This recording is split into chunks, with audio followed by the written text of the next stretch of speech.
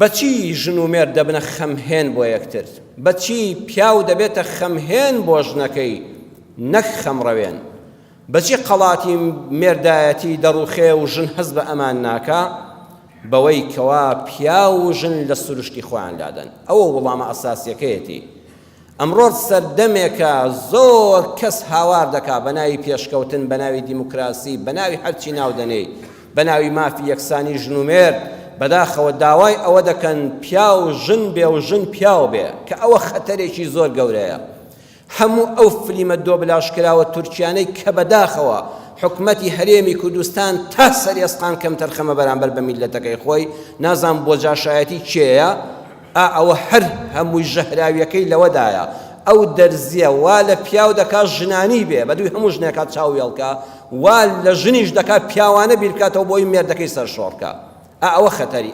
ئەو فلیمە دۆبلاشکراوانەیە کە لە شاشەی کۆمەڵە تیڤیەوە ڕوودەکەنە هەموو ماڵەکان، بە خۆت نەزانی قەڵای ماڵت درست پێ دەکا.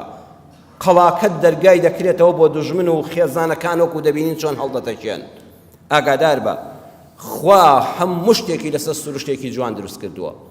سروشتی پیاوی وا دروست کردووە، ئەگەر پیاوێکی پیاوانە بێ و خاوەنی ژن و ماڵ بێ، سروشتی بەرپرسایەتی هەیە، سروشتی مەسئولیەتی هەیە، سەر و کاری ماڵ دەکا، هەز بە بەرپرسیارەتی دەکا، خەمخۆرە لە خێزانەکەی. گولەیەک بێ خۆی دەخاتە بەر بەس بەر خێزانەکەی نەکەوێ. قسەیەک بوترێ حەز دەکات بە خۆی بوترێ بەس بەر خێزانەکەی نەکەوێ. هەستی بەرپرسیارەتی و مەسئولیەتی هەیە.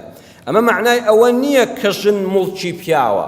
ئەبێوە لێککەینەوە کە دەڵێن پیاو مەسئولی ماڵە ئەبێ شێرە پیاو بێ، معناوە نییە ژن کۆیلەیەتی، ژن کردراوی ئەوە خێری پێدەکا گەنانێکی بداتێ. نا، سروشتی ژنی ژوایە حەز دەکات لە پەنا پیاوێکا بێ.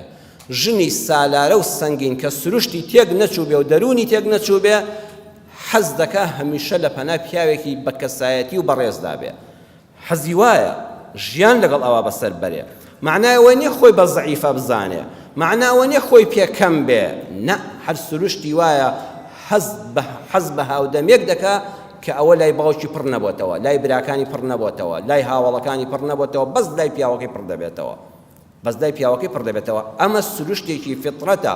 بۆیە ئەو کچەی حەز لە شوکردنەکە و بێردی بەرچاوکەوت پێ، ئەبێ بڵێ نەخۆشی هەیە، ئەبێ چارەسەریکەی.